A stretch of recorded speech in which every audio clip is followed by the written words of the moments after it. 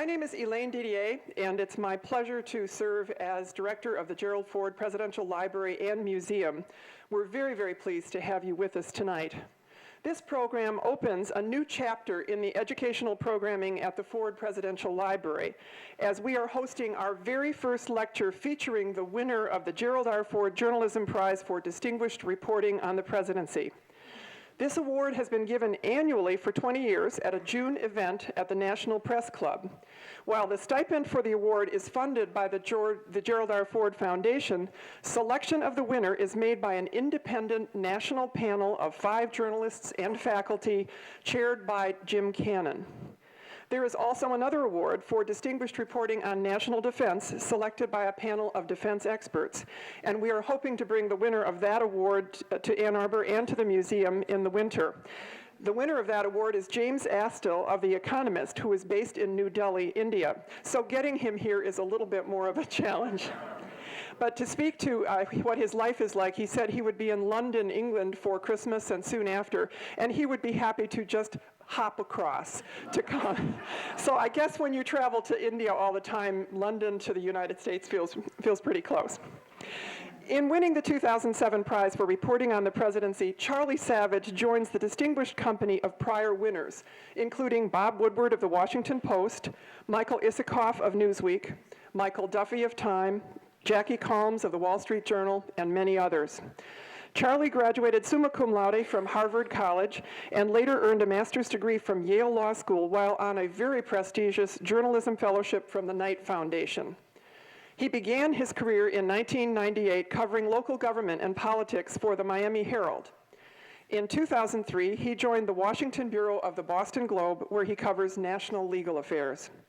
In nominating Mr. Savage for the Ford Journalism Award, Martin Barron, editor of the Boston Globe, wrote, "The assertion of executive authority has been a core tactic of efforts to expand the power of the presidency. But until 2006, few in Congress or the public knew what was happening. Charlie Savage, a young reporter working alone, exposed this system and brought it to the forefront of national debate." The impact of Savage's stories was both immediate and lasting. The Senate Judiciary Committee held an oversight hearing on signing statements, and legislation has been introduced by both parties. The American Bar Association convened a dream team of legal scholars, retired judges, and former officials of both parties to study signing statements, later issuing a statement that the device is, quote, "contrary to the rule of law and our constitutional separation of powers." Mr. Savage's stories sparked a nationwide conversation, prompting more than 150 editorials, columns, and political cartoons.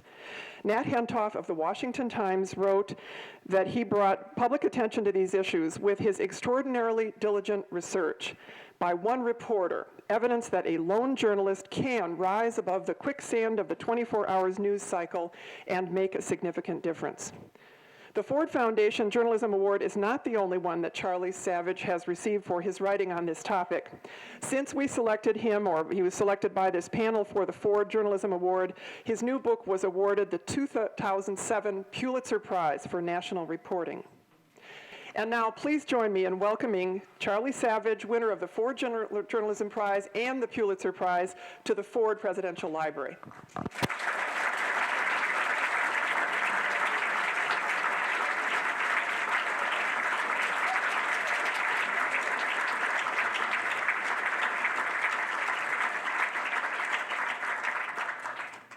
I'd like to thank the Ford Presidential Library for inviting me to speak with you today, and the Ford Foundation, of course. And I'd like to thank all of you for coming out to hear me.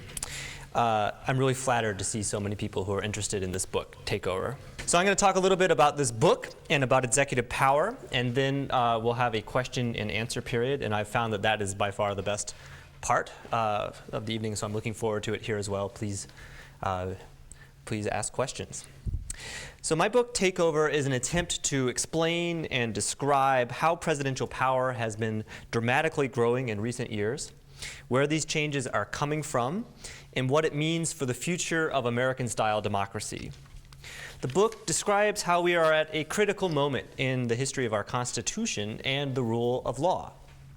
Of course, as we all know, the balance between the executive, legislative, and judicial branches has always been challenged in wartime. and presidential power has been increasing ever since the beginning of the Cold War. But even by historical standards, some of the changes that have developed over the last 7 years have been extraordinary. The result is that we are moving toward a society in which increasingly the decisions that affect your country and your life are being made in secret, with less input from your elected representative in Congress. And if you don't like these decisions, assuming you even know about them, your ability to get recourse in the courts is eroding. It does not matter whether the issue is the environment, energy, civil liberties, or war. The bottom line is that government power is being concentrated into fewer and fewer hands. And here I want to pause to emphasize an absolutely critical point. Although we are having this conversation in the context of a Republican administration, presidential power is not a partisan issue. America has had Democrats and liberals as president in the past, and we will have them as president from time to time again in the future. Those future presidents will be able to draw upon the same legal and political precedents set by this White House to unilaterally impose their own agendas. To give you an example, you may recall that back in 1993 and 94, Hillary Rodham Clinton had a task force that was redesigning the American healthcare system, and conservatives were outraged because the Clinton White House wanted to keep that work a secret. But there were laws that said that task forces like that had to do their work in public view, and eventually the Clinton White House was forced to reveal what Hillary's task force was up to. Flash forward to 2001, and Dick Cheney is running the same kind of task force, although his was redesigning America's energy policy. The Bush White House also wanted to keep its work a secret from Congress and the public. And unlike the Clinton White House, the Bush-Cheney administration did not give in. They fought all the way to the Supreme Court, and they won precedents that gutted those open government laws. And as the result, they established that from now on, presidents have the power to keep task forces like that secret. This expanded secrecy power is not just for Cheney's Energy Task Force, it's from now on for whoever happens to be president at any given time, including just maybe Hillary Clinton 2 years from now. That's just one tiny example of the huge number of changes that have been afoot, all of which have served to concentrate more power in the White House, and some of which I'm going to talk about in a minute. But the point is that it's really in the long-term interest of all Americans, whatever their politics or party affiliation, to understand and have an informed debate about what has been happening to the system designed by the founders. Now, I get asked a lot about how I got onto this topic. In 2005, I was closely following the debate in Congress over torture.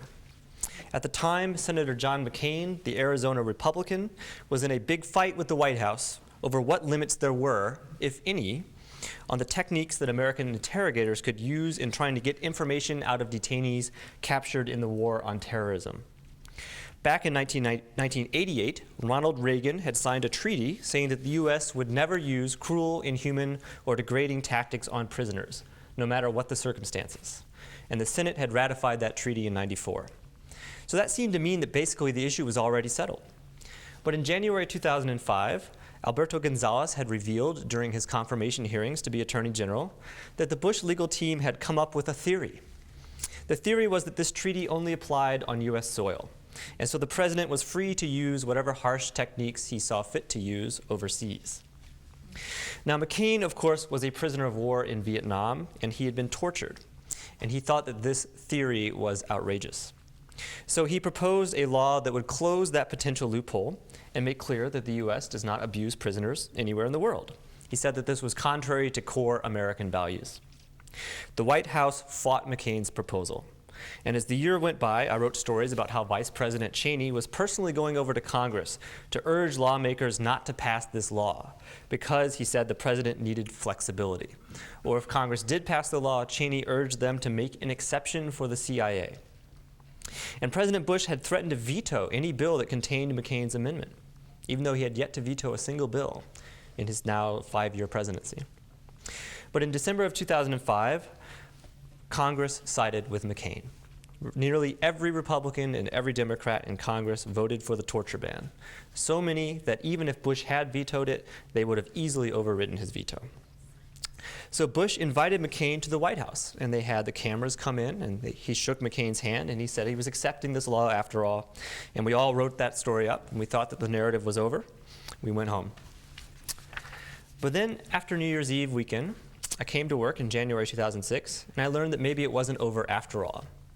Because the previous Friday night, around 8 p.m., before New Year's Eve weekend, when nobody was paying any attention, no one was even in town, Bush had issued something called a signing statement. Now, I'd never even heard of a signing statement. It turns out that a signing statement is an official legal document that a president issues on the day he signs a bill into law, files it into the Federal Register, and it consists of instructions to the executive branch about how they are to implement the new statutes created by the bill. So in this particular signing statement, Bush had told military and CIA interrogators that despite the new law, the Constitution gave him unwritten powers as president to bypass the law at his own discretion. And they should obey his orders when it came to interrogating detainees, not the law. So I called up the White House and I asked what this thing meant. Did it mean that the law was irrelevant? That Bush would only obey it when he wanted to, and that he'd disobey it when he didn't want to? And they put me on the phone with a presidential lawyer on the condition that I wouldn't print his name, just call him a senior administration official. And he said yes. Under their legal theory, the president need not obey a law that restricted his options when it came to protecting national security. Basically, the White House was saying that the whole year-long debate in Congress with McCain had been irrelevant because it didn't matter what Congress thought the rules should be. The commander-in-chief sets his own rules. So I went back around my beat. One of the next big issues was the Patriot Act, which was the law that Congress had passed right after 9/11 that gave the executive branch much greater power to search your home, to get information about the websites you visit, the emails you send, without any kind of warrant. This law was set to expire automatically around that time, unless Congress decided to make it permanent. And just about everybody in both parties supported making it permanent. But some of the lawmakers wanted to add a few more safeguards to it at the same time. They wanted to require the Justice Department to give Congress regular reports about how often the executive branch was using these expanded police powers and in what circumstances, to make sure that no one was abusing the powers. The White House hated this idea, and they fought it. But finally, they struck a compromise, and they agreed to more oversight provisions as a condition of stopping a Senate filibuster and getting the bill passed. So in March of 2006, Bush invited leaders of Congress and the media to the White House, and they had a big ceremony where he signed the new Patriot Act, and we all wrote about it. And once again, I thought the story that I had been following was over. Except once again that night, after the lawmakers and we reporters had gone home, Bush issued a signing statement. And this one told the Justice Department that despite the new law, he had unwritten powers under the Constitution to withhold any information from Congress about the government at his own discretion. So the new oversight provisions were unconstitutional and did not need to be obeyed if he told them not to obey it. And I wrote about that signing statement as well. And these two stories had gotten a big response. And my boss told me to stop writing my ordinary daily stories and just go off and figure out what was going on with these signing statements, these things that no one had really even heard of. A couple academics were paying attention to them. Certainly no one in Washington, Congress, or the media was writing a word about them. It took me a month to find all of the ones that Bush had issued since January of 2001 and to decipher them. And it turned out that he had attached these things dating back to the beginning of his presidency, at that point to more than 125 bills, telling the executive branch that it did not need to enforce more than 750 statutes created by those bills over the past 6 years. All of those laws were limits on his own power.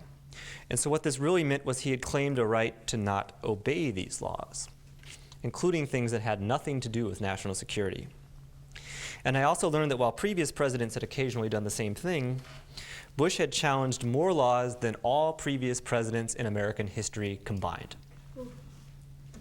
So this revelation was coming out at the same time that the public was learning about the warrantless wiretapping program, in which the White House had bypassed a 1978 law that limited presidential power. And it also came on the heels of the John Roberts and Sam Alito nominations, in which Bush had installed 2 judges on the Supreme Court who brought with them a long history of pushing for maximal presidential powers when they had been White House lawyers in the Reagan administration.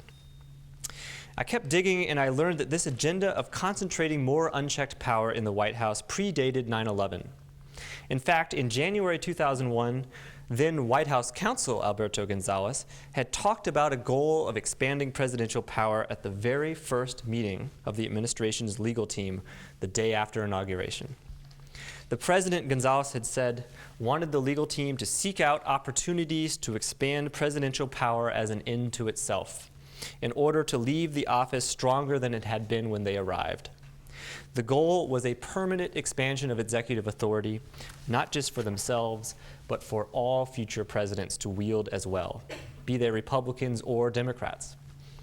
The war on terrorism, of course, would help throw this pre-existing agenda into overdrive. And as I talked to former administration officials, I also learned that the agenda was primarily coming out of Vice President Cheney's office. On a day-to-day level, it was the handiwork of Cheney's longtime aide, David Addington. When the warrantless wiretapping program had been revealed, Cheney had told reporters that if they were interested in why the administration thought it had the power to bypass the warrant law, they should look up a report that he and Addington had written in 1987, when he was a member of Congress during the Iran-Contra scandal. That was a scandal in which several officials in the Reagan White House had conspired to bypass a law cutting off assistance to some rebels in Nicaragua. I took Cheney's advice. I dug up a copy of his old report, I blew the dust off the cover, and I read about how he thought it was perfectly legal for the president and his top aides to bypass a law that limited what they could do in matters of foreign affairs and national security. Cheney, it turns out, had articulated a vision of nearly limitless commander-in-chief power 2 decades earlier, and now, as vice president, he was bringing that vision into reality. Now, at this point, the full sweep and implications of the administration's project came into sharper focus for me. I had been focused on a close-up, like many other reporters, a close-up of 1 or 2 controversies, but I had been missing the broader context. And now the camera had zoomed way back to bring the full panorama into view. Suddenly, what the Bush administration had been doing across a huge range of issues made much more sense. The claim that a president could wiretap without warrants, despite a law saying he needed to get a judge's permission to wiretap. The claim that he could simply declare that he did not need to obey the Geneva Conventions when it came to prisoners picked up in Afghanistan. Cheney's fight to keep his Energy Task Force papers a secret, and all the other attacks on open government laws, such as the Freedom of Information Act and the Presidential Records Act. The decision to pull out of the Anti-Ballistic Missile Treaty without consulting the Senate to see if they wanted to de-ratify it. The choices, as I mentioned earlier, of presidential lawyers to be Supreme Court justices. Unprecedented efforts to centralize greater White House control over executive branch bureaucracies, including in the Justice Department, and many other things. These disparate controversies were all connected. The administration from the very beginning had set out to take actions and set precedents that would permanently expand presidential power for the long term, even when such tactics brought them extra short-term difficulties. The signing statement story, as amazing as it was really just the tip of an iceberg. A quiet but sweeping constitutional revolution was well underway. I kept asking why.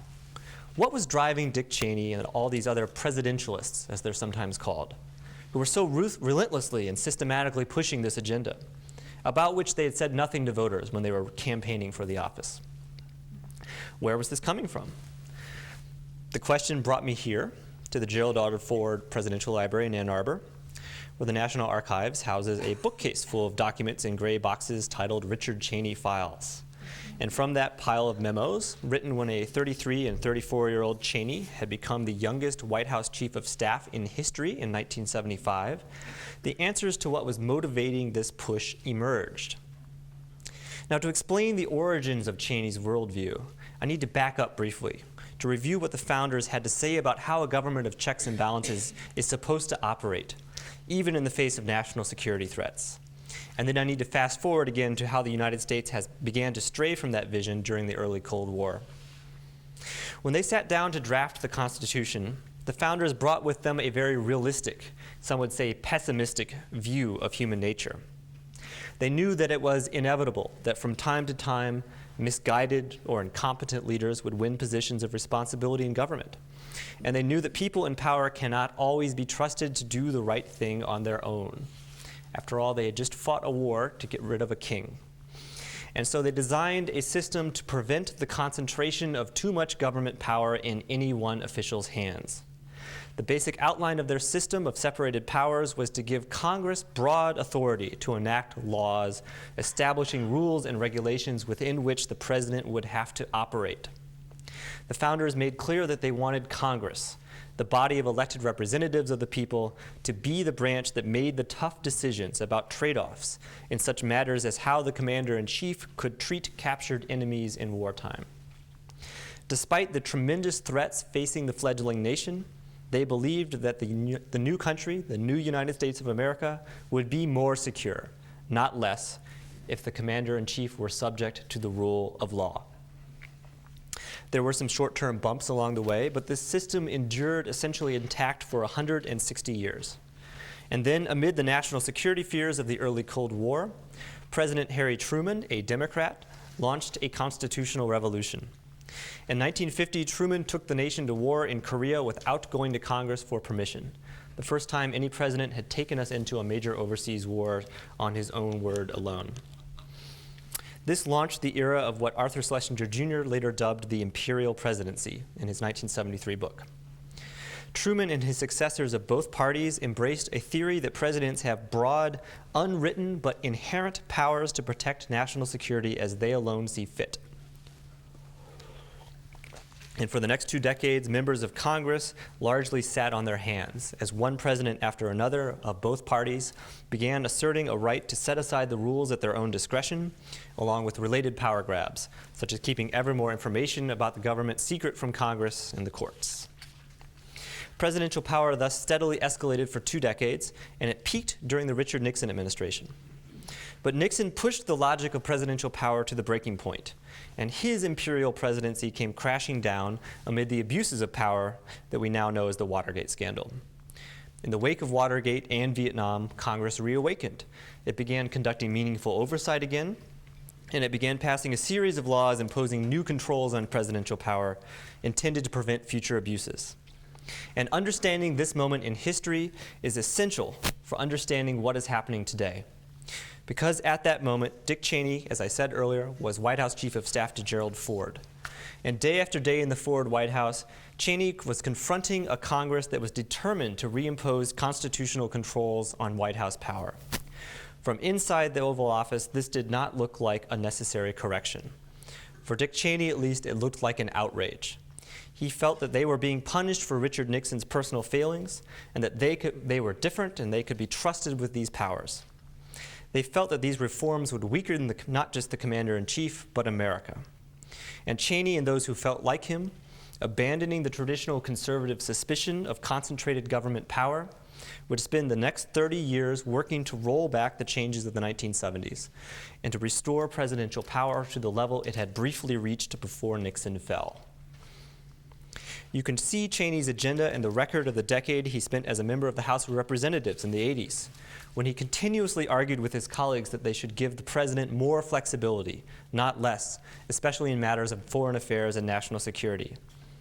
You can see it during his tenure as Secretary of Defense to the first President Bush, when he unsuccessfully urged George H.W. Bush to launch the Gulf War without going to Congress for permission, as a demonstration that just like Harry Truman had done, this was something that could always be done.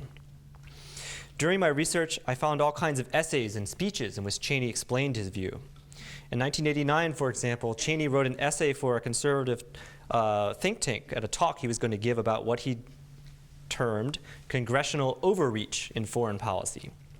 He never delivered this talk because he was nominated for Secretary of Defense and he wanted to avoid controversy before his confirmation. But during my research for the book, I obtained a copy of it. And in it, Cheney explains that he wants to get beyond the legal arguments over the possible meanings of what he somewhat disparagingly calls the parchment document, and explain why, for pragmatic and real-world reasons, he endorsed an interpretation that gave stronger powers to the president and a lesser role for Congress. Cheney took the opposite view of the founders, who thought it was too risky to let one person control the major national security decisions. Cheney said that it was too risky to have more than one person control such decisions. Because any system in which the body of elected representatives gets to influence these decisions would increase the likelihood of leaks and diminish the likelihood of a proposed covert intelligence strike or military attack going forward.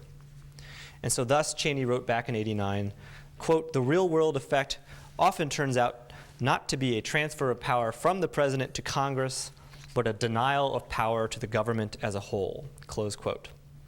In other words, the nation is more likely to take aggressive action in national security matters if the commander-in-chief, whoever that is at any given moment, gets to make such calls completely at his or her own discretion, if there are no rules to which he is subject, and if he has exclusive control over the nation's diplomacy, intelligence activities, and military operations. There were others who agreed with Cheney that presidential power should be put back to the level it reached before Watergate. A faction arose within the ranks of the Republican Party, which, as I said earlier, abandoned the traditional conservative suspicion of concentrated government power, and which sometimes are called the presidentialists. But their goal faced an obstacle, because even if you buy into the idea that the Constitution gives presidents vast inherent or unwritten powers, an inherent executive power is not the same thing as an exclusive executive power. It's one thing to say that if necessity arises, the president can direct the government to do something that he was not specifically authorized to do by some federal statute or the Constitution, such as monitoring phone calls that touch U.S. soil in search of spies and terrorists. But it's a very different thing to say that Congress cannot later choose to step in and pass a law regulating how the president goes about doing that thing from now on, as Congress did in 1978, following revelations about 2 decades of presidents from both parties abusing their surveillance powers to spy on their domestic enemies, when Congress required the government to start obtaining warrants from a judge for all surveillance that touches U.S. soil. But during the 1980s, some presidentialists on the Reagan legal team came up with something called the unitary executive theory. This rested on a revisionist understanding of the Constitution, whereby Congress cannot pass laws that fracture the president's control of the executive branch or executive power.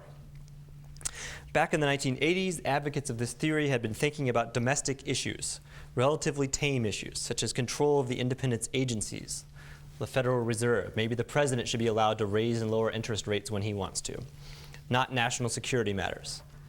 But after 9/11, the Bush-Cheney legal team revived the unitary executive theory and dramatically expanded its sweep to encompass national security.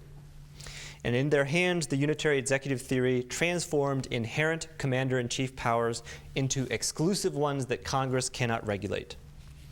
If this vision is accepted as true, then the unchecked powers sought by Cheney and his allies as a matter of policy already existed, regardless of what Congress chose to say in the statutes it passed and the treaties it ratified. These powers were just slumbering in wait of a president willing to start using them. In 2001, the Bush administration started using these powers. On September 25, 2001, 2 weeks after 9/11, a Justice Department attorney named John Yoo completed a secret memo that would lay out the powers the executive branch believed itself free to wield in the coming war on terrorism. The secret memo asserted as fact that the president's powers include inherent executive powers that are unenumerated in the Constitution, among them a right to use military force as he saw fit, regardless of the views of Congress. And citing the unitary executive theory, you wrote that Congress has no power to limit how the president decides to defend the nation. Quote, "We think it beyond question," you wrote, "that Congress cannot place any limits on the president's determinations as to any terrorist threat, the amount of military force to be used in response, or the method, timing, and nature of the response. These decisions under our Constitution are for the president alone to make," close quote. And I think you can see that this is a vision of a commander-in-chief who is above the rule of law. Although this view runs counter to mainstream and traditional understandings of the Constitution, it would not be long before the administration discovered opportunities to turn its aggressive theory into real-world action. Each time a problem arose, and many problems would arise in the weeks and months after 9/11, including in matters of surveillance, detention, and interrogation, The inner circle of key decision makers at the White House looked at their options, and then they picked the solution that relied upon the greatest possible assertion of unilateral presidential power to bypass laws and treaties. By acting on these theories, instead of going to Congress to ask them to change the rules, they transformed these theories into precedents that future presidents as well will be able to cite when they too want to evade a limit on their power, especially in the name of national security. We do not have enough time today to enumerate all the ways in which the Bush administration has sought to centralize power in the White House. You might say that it would take a book to do justice to that subject. But I've already talked about the signing statements and that spanned executive secrecy. I'll name a few others. As I've said, it's claimed a right to bypass laws and ratified treaties, and then acted on that theory. It has claimed a right to imprison American citizens arrested on U.S. soil indefinitely, without charges or a trial, at the discretion of the executive alone, and it's acted on that theory. As I mentioned before, by pulling out of the ABM Treaty in December 2001 without consulting the Senate, it has locked down a precedent giving presidents the power to dispose of even major ratified treaties, say the UN Charter or NATO, at his or her own discretion. It's also won from Congress many statutes that add to the president's power. I've already talked about the Patriot Act. A lot of people don't know that after Hurricane Katrina, Congress passed a law that gives the president more power to impose martial law, even if a state's governor objects, overturning a 200-year limit on martial law.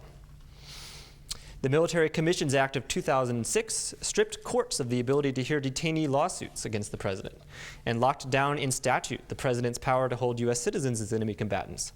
Not just al-Qaeda, but under this law, anyone who has assisted anyone else who has taken up arms against the United States, thus sweeping in right-wing militia movement members, left-wing Black Panthers, people in North Carolina who helped Eric Rudolph, the abortion clinic Olympics bomber, survive for 5 years on the run. The strategies of picking presidential lawyers, as I've said, to fill Supreme Court vacancies has been an integral part of the groundwork it has laid for a long-term expansion of executive power. And the list goes on. For the most part, the project to expand presidential power has been the most successfully implemented policy of this administration. Only on very rare occasions have there been stumbles. Most notably, last year, the Supreme Court's Hamdan ruling said that when it came to military commissions at least, the president, in fact, needed to obey a statute passed by Congress, and he needed to obey the Geneva Conventions, contrary to the administration's legal theories. But the fallout from that ruling was quickly contained. One-party rule in Congress helped the White House roll back the decision, quickly setting military commissions back up, and limiting the precedent's ability to spread by stripping the courts of the ability to hear habeas corpus or Geneva Convention lawsuits in the future. And crucially, only 5 of the 9 Supreme Court justices disagreed with the White House. The other 4, including Roberts and Alito, are an average of 12 years younger than the 5. And so rather than the final word, I submit that the Hamdan decision may turn out to be the last hurrah for the traditional understanding of checks and balances on the president's power in matters of national security.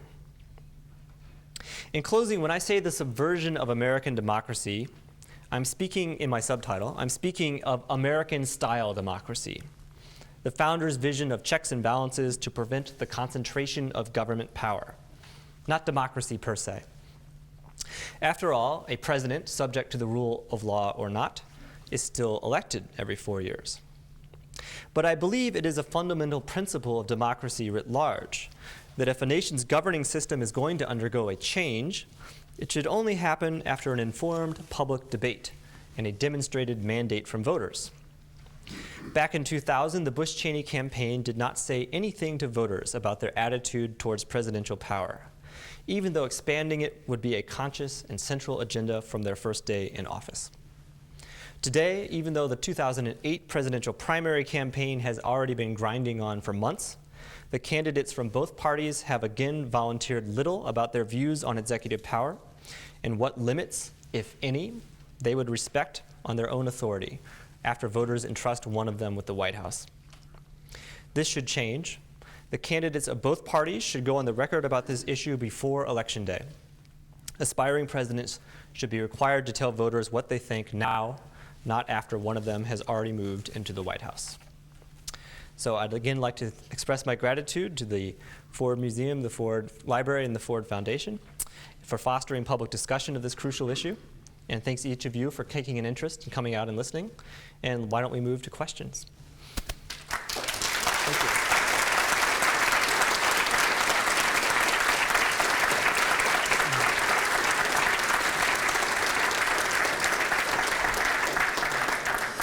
Sir, you mentioned that we have separation of powers. And when Congress, our forefathers set up the Constitution, they wanted separation of powers, but not equal separation of powers. Nothing's equal in this life anyway. So when Congress set up the Constitution, which branch had more power, the most power? Why doesn't that branch exercise that power? Okay. So the question is, which branch is supposed to be the most powerful under the Constitution? Of course, one might say they're co-equal branches, but I think that most scholars of the law would agree that they thought Congress was supposed to be the primary body. It's the Article I body. It's the one that is granted the most sweeping authority in all kinds of matters. The question is, why isn't Congress standing up for itself? And this is the closing chapter of the book is called The Politics of Presidential Power, in which I try to figure out why things have moved so dramatically in such a short period of time. And I think it's clear that the founders thought that Congress would be a countervailing force. They expected presidents to try to push the envelope. It's human nature. People who are in power want more power. They think they can be trusted with more power, that they'll only do good things with it. But they thought that people in Congress would push back because the founders did not anticipate the rise of political parties. They thought that everyone in Congress would be kind of a free agent thinking for himself or herself. And therefore, that people would be jealous of their own prerogatives, and in their own self-interest, they would push back. They didn't think that we would have teams of politicians working together across state lines and across government lines, branch lines, to control the government. But that is, in fact, what happened. And one of the factors of the last 7 years, is that for most of that time, we had one-party rule in Washington. And it doesn't matter whether it's a one-party Republican rule, one-party Democratic rule, the dynamic is the same. It sets up a conflict of interest. Because if the party that controls Congress goes easy on oversight, they don't criticize the White House because they want the president to stay popular. He is their party's leader, and to the extent the president is popular, they're more likely to win the next midterm election and stay in power themselves. That's one factor. Another factor is obviously 9/11. Whenever there's an atmosphere of fear, of national security crisis, historically, it doesn't matter what country you're in, people are always more willing to sort of acquiesce to the strong leader who's going to protect us. That's just a fact of human history. So both of these factors work together to sort of knock down that countervailing force at the very moment that we had an administration that was, in much more dramatic and aggressive ways than usual, systematically trying to expand executive power from day one to refight these battles of the 70s, to expand executive power as an end to itself. A much stronger push than normal, a much weaker resistance than normal, and many, many opportunities to set precedents that arose after 9/11. All these things came together in kind of a perfect storm to move the ball much further down the field than normally would have been possible. In the white shirt. Cheney. And I'm wondering, since we didn't elect him, the emperor, where's Bush? Right. Well, the question is, why is this Cheney, not Bush? You know, obviously there's sort of a satirical snark comment, Cheney's the real president. I don't think that's correct. I think a lot of what this administration has done has nothing to do with Cheney and has everything to do with Bush. When you look at signature policies like No Child Left Behind, like the failed effort at immigration reform, like the hostility to gay marriage, all of these things you can trace back to Bush, the born-again Christian, who was governor of a state that shared a border with Mexico, who had tried to reform the Texas education system much in the same way that No Child Left Behind works. But this particular policy, it is clear, comes from Cheney. It comes from Cheney's own experiences in the mid-1970s and was an agenda that he was consciously articulating and talking about in public and in private in the 70s, in the 80s, and in the 90s. It's clear that that was one of the ways in which he exerted his influence from the beginning of this administration. You want to follow up, or the red? Why does the vice president have so much influence and power then if he's the one that's driving this and not the president?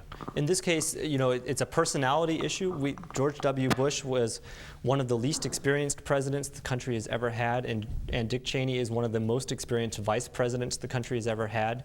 He's sort of been a super advisor to Bush. Even before the campaign, he was going down to Austin to be Bush's tutor in matters of foreign affairs and national security.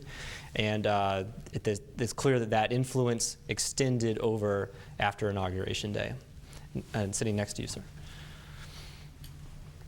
I share everything that you've been saying, but I do have one statement. I'm a veteran of the Korean conflict, which was a UN police action. I'm a registered Republican, but in favor of Truman as a Democrat. He did not go against Congress. We were still at war, really. There was no peace treaty with Japan, not until 1951. And Truman went to the United Nations. Russia didn't happen to attend that session. Our troops were being attacked. We were there in occupation, and he got the UN to agree to send people there. And all during that war, we had Indians, Norwegians, Greeks, Turks, British artillery. It was a true United Nations, and I got a United Nations ribbon for it. It wasn't an American war. We call it the Korean War, but it was a United Nations police action. Okay, so the question is it really right to say that Truman took us into war in Korea without Congress's permission, or that was somehow questionable because the United Nations Security Council, which was then a new beast, had passed a resolution authorizing the United States to go to war, to take that action? And this is a theory that is also a favorite of Dick Cheney's. It's what he cited when he wanted to take us into the Gulf War. When he wanted to take us into the Gulf War, he said, well, we have the Truman precedent. The UN Security Council has authorized war. We don't need to go to Congress. What's wrong with this theory is it conflates international law with domestic law.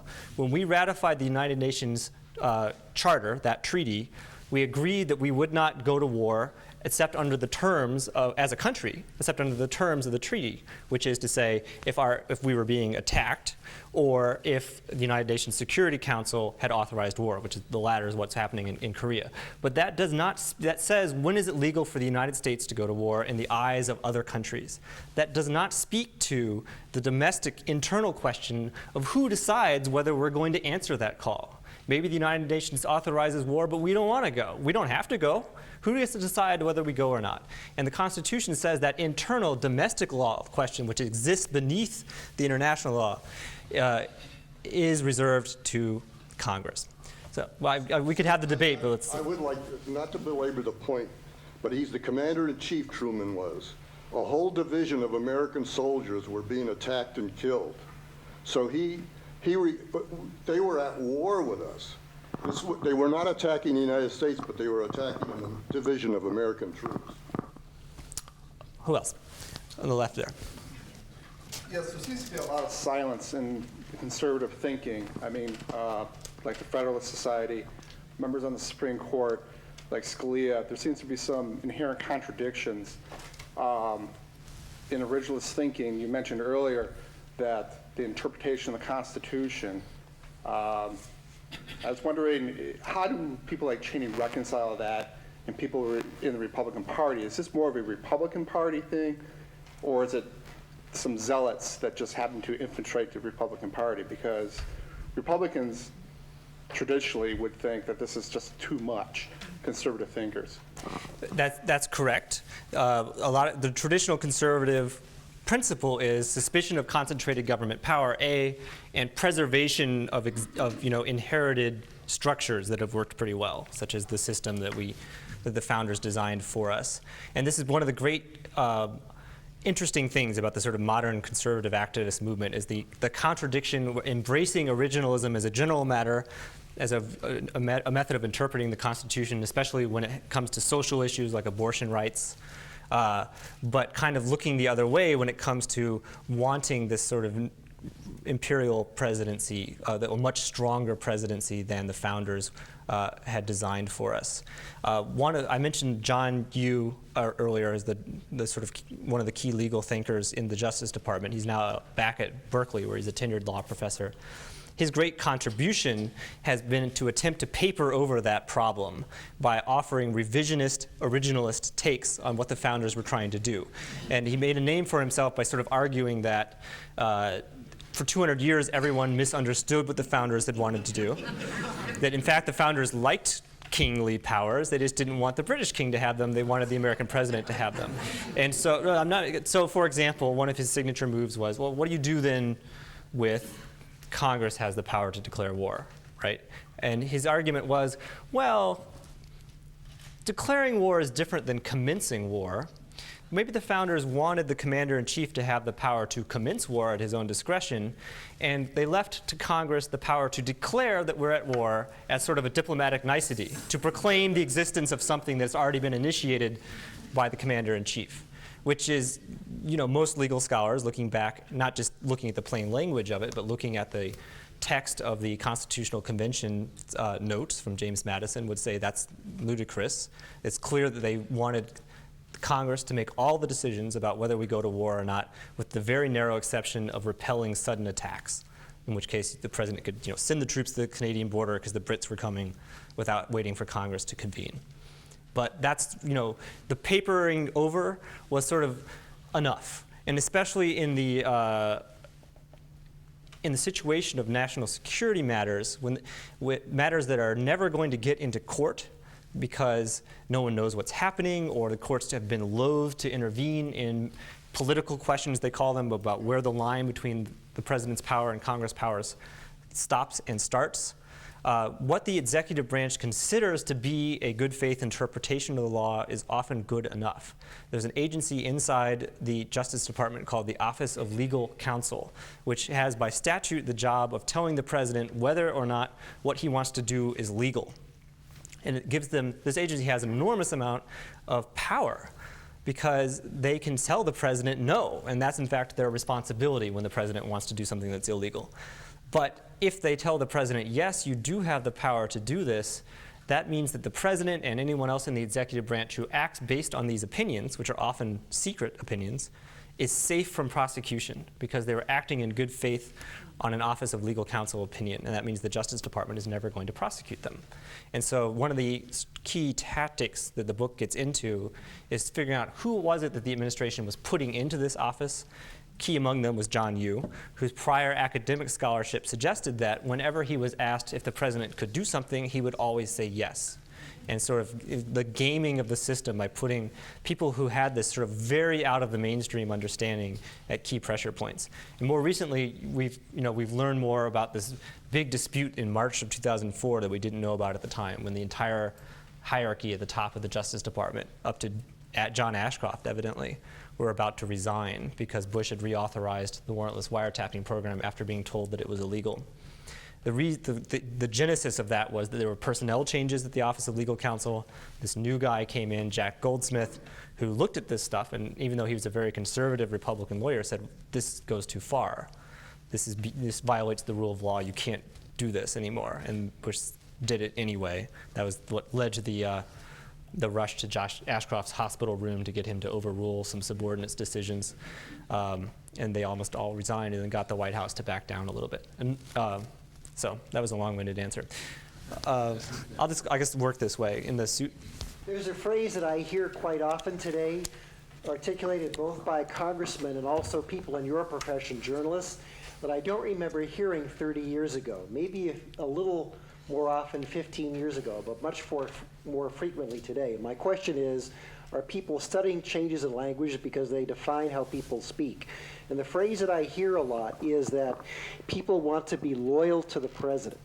And whenever I hear the term loyal, it grates against my ears because, as you pointed out, this country is started by a supreme act of disloyalty to the British monarch. We elect our president. People in Great Britain are loyal to the Queen as subjects. But I'm wondering if people are studying how language is framing how people are thinking about our president, and if your book perhaps even touches upon the use of the term loyal. Being loyal I don't talk about the use of the term loyal as a sort of framing concept, but in a related way that fits into what you're talking about. I talk about the use of the phrase commander-in-chief. There's increasingly, and it sort of sprang up during the Cold War and has been a sort of hallmark of the Imperial presidency era from Truman on and revived a lot after 9/11, is the habit of referring to the president as our commander-in-chief. And of course, he's not our commander-in-chief. He's the commander-in-chief of anyone who happens to be an active member of the armed forces at that moment. His title is commander-in-chief of the armed forces. And the historian Gary Wills had a really interesting essay about this in which he pointed out in the same way, the dynamics are different. You know, commander-in-chief has people who are loyal to him and do what he tells them to, as opposed to the president, who is a representative of the people and, you know, is subject to the people. And it's just the power dynamics shift in this sort of subtle way of he's everyone's commander-in-chief. Don't criticize him. That's disloyal.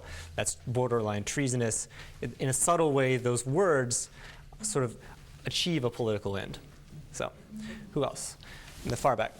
Thank you. Could you draw any comparisons between the Bush presidency and that of President Lincoln during the Civil War? Lincoln's a really interesting example in American history. When I sort of bumped forward in my speech when I was prattling very fast, and I said there were some bumps along the way, but this system existed for 160 years. That was the big bump. That was the big bump. So, in 1861, the Confederates fire on Fort Sumter.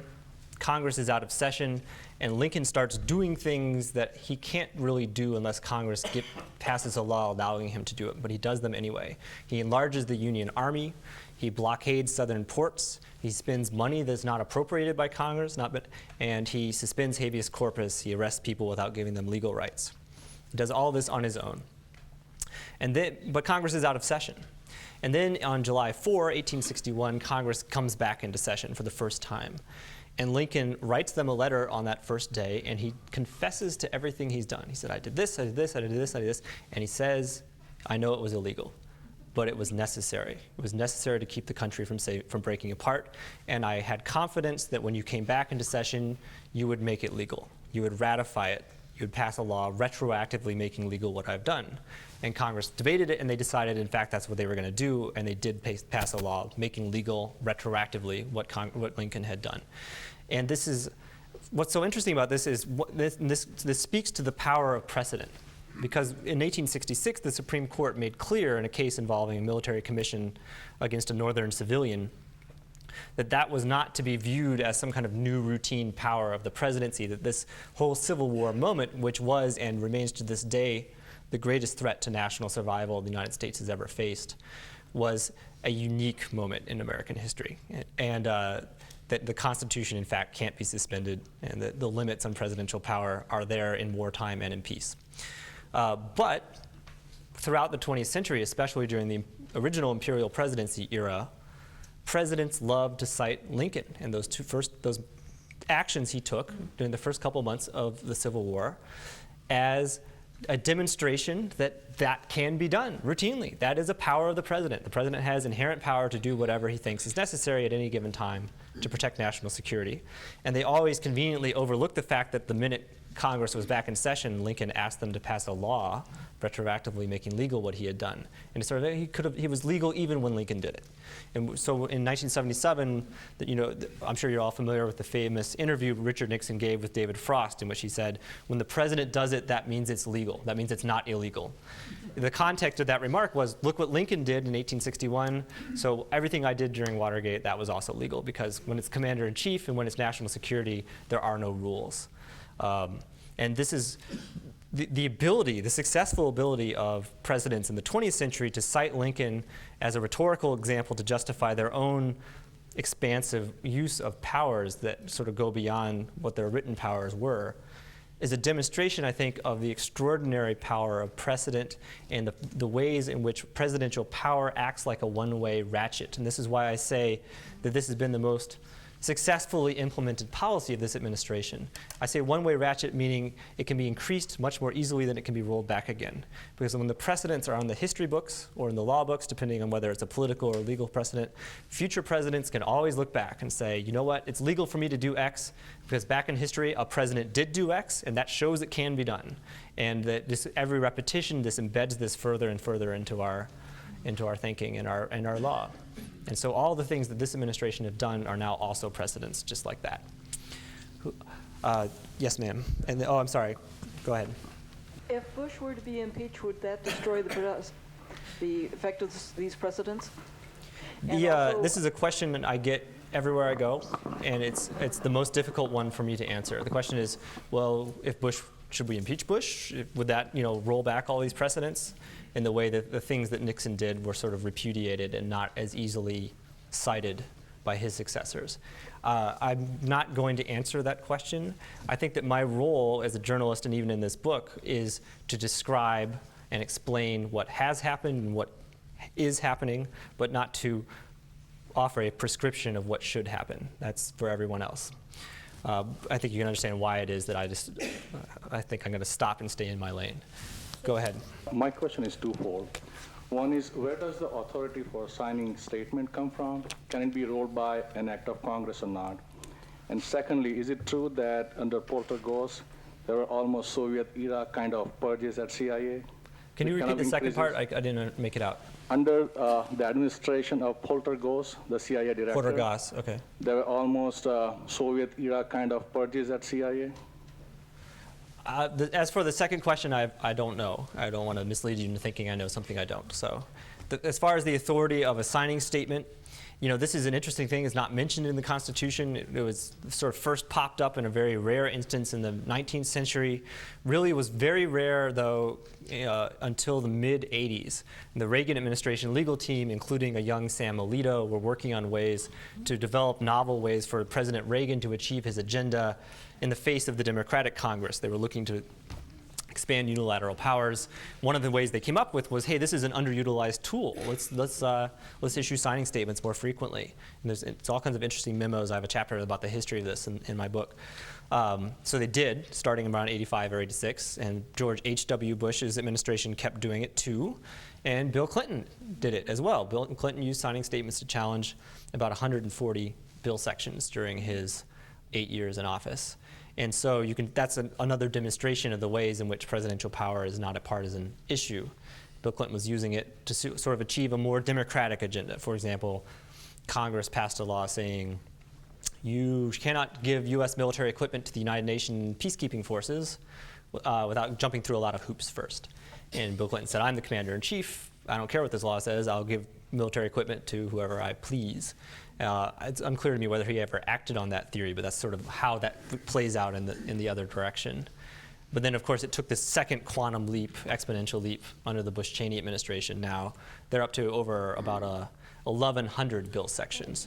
And just by comparison, all previous American presidents, including Reagan, Bush 1, and Clinton, when they were doing it more frequently, all of them added up together about 600 bill sections.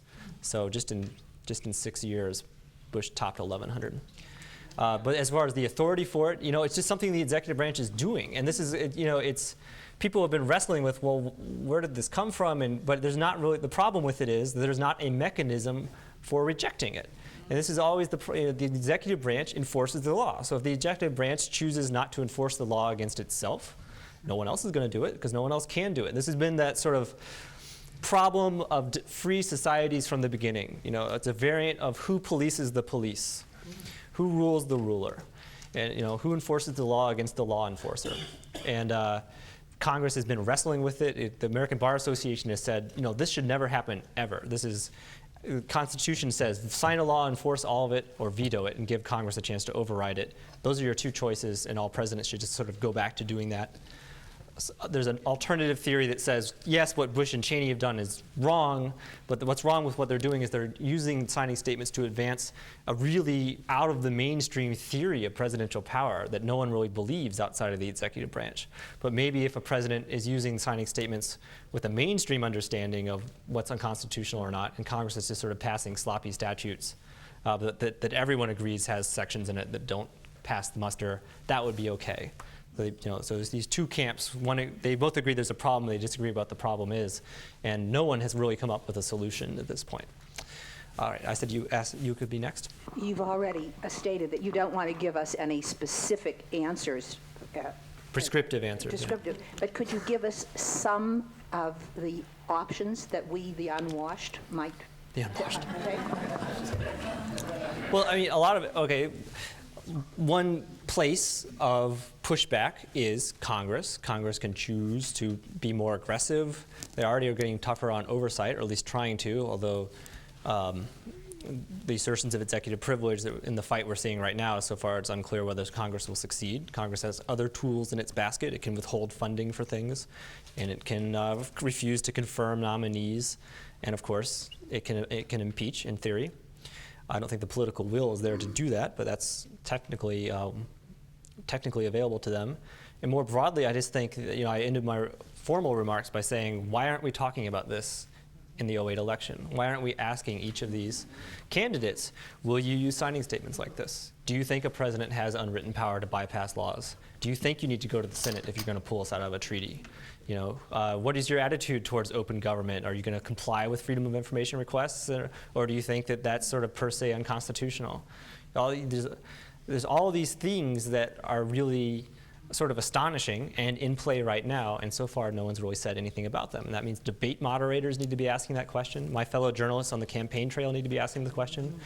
Voters in early primary states, of which just about every state seems to be an early primary state this year, when they encounter candidates, they should ask the question. I hope that maybe one of the things this book does is someone once said to me, no one thinks about executive power when they're mowing the lawn, right? It's too abstract. Americans don't care. They care about taxes, and they care about Britney Spears, and that's all they care about. I hope that one of the things this book does is at least makes people aware of it, and so that we can inject it into the debate. In the far back. People have been asking about what we might do about this problem, and it seems that a lot of the discussion is, what can Congress do? But there's a third branch, and I'm wondering if we should spend some time, more time than we have been spending, wondering what the judicial branch can bring to bear on this. What about the courts is the question. And of course, I talked about the Hamdan decision in 2006, which was the most sweeping setback in this otherwise largely successful project for the last 7 years. The courts, as I've said earlier, are reluctant to wade into this area, to referee disputes between Congress and the president. They try very hard to punt without ruling on the merits. The administration has been making an unprecedentedly intense use of something called the state secrets privilege to get courts to dismiss cases, like by detainees and such, without ruling on the merits, by saying this could endanger state secrets, so you should just dismiss the case. And we, the executive branch, get to decide whether any case should go forward or whether it would endanger state secrets, by the way. So another obstacle. And I've also talked about how the choices of Supreme Court nominees is explained by this agenda. When you have presidential lawyers who spent years marinating in disputes over executive power from the perspective of a White House, who will made their bones coming up with novel ways to go after laws that limited presidential power.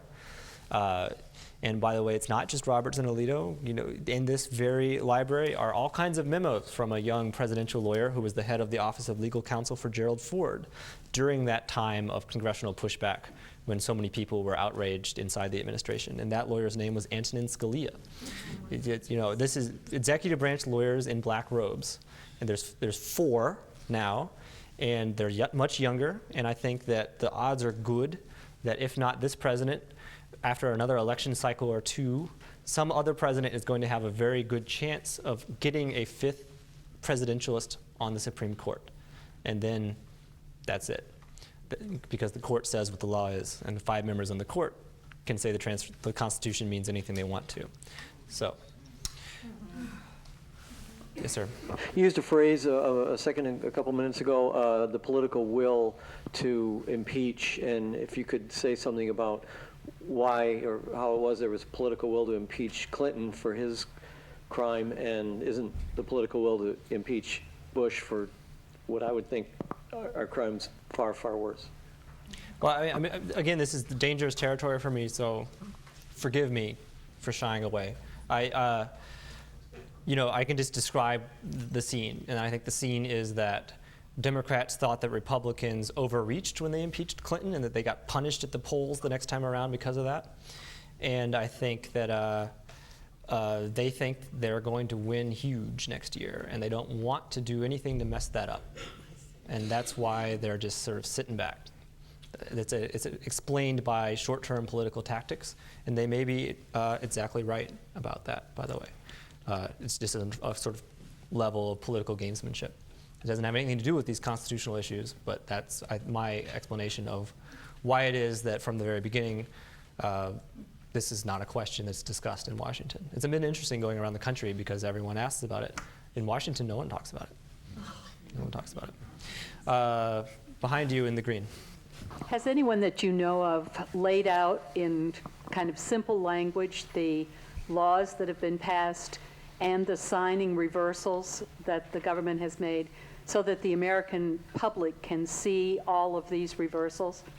The article that I wrote on April 30, 2006, that was sort of the centerpiece of the Gerald Ford submission and the Pulitzer and other things, was based basically on that idea. I took the ones that I've personally found most interesting. Some of them are not interesting at all. They're big issues and little tiny issues, it's everything systematically that limits presidential power. And so that article does it. There's been a couple attempts now to create databases that do all of them, and at least say, have links so you can go look the bill up very easily.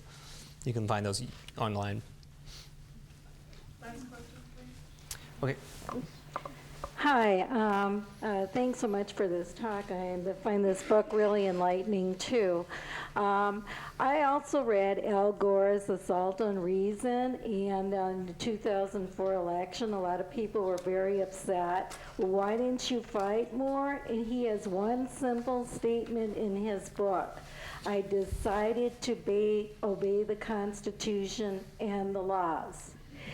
So there's a lot of upset parties out there in regard to Al Gore, and should he run again, and I actually have a petition for signatures. Do you want to do one more question if anyone else has a question? Sure, go ahead. You suggest the need for informed public debate, and I totally agree, but I see an enormous obstacle in that we tend to, as a public, to take an interest in simple issues, and the conflict between checks and balances on the one hand and an unlimited presidential power on the other is an extremely complex subject with a lot of history for the advocates on each side to advance. So is there anyone else, and I suggest that the news media has a great influence on what issues the public gets energized about.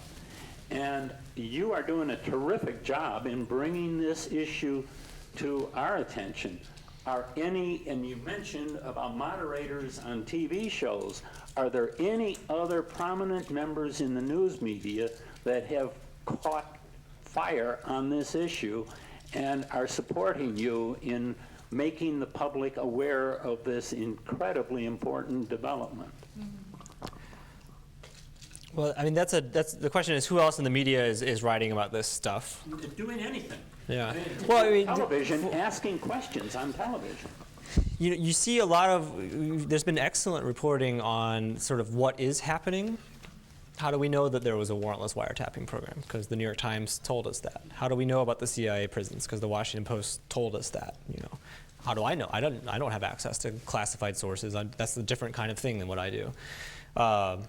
So there's that. Whether there's been adequate putting of that in the context of the larger questions, though, I don't know. And you're absolutely right that it's complicated, and it's so easy for the waters to be muddied.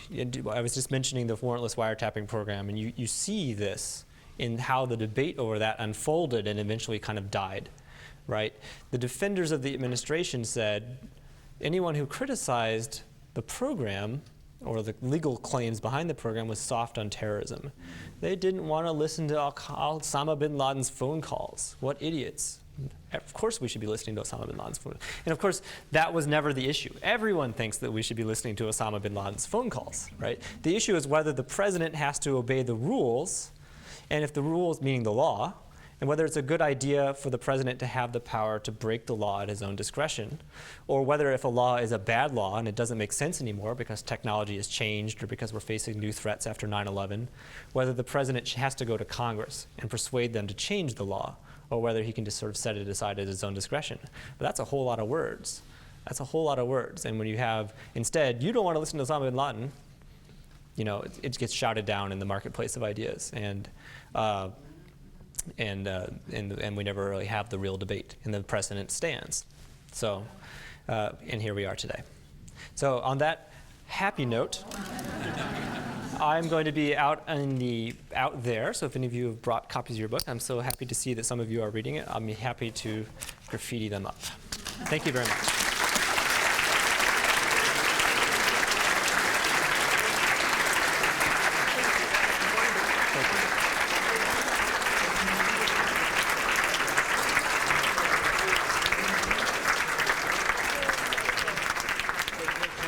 Thank you.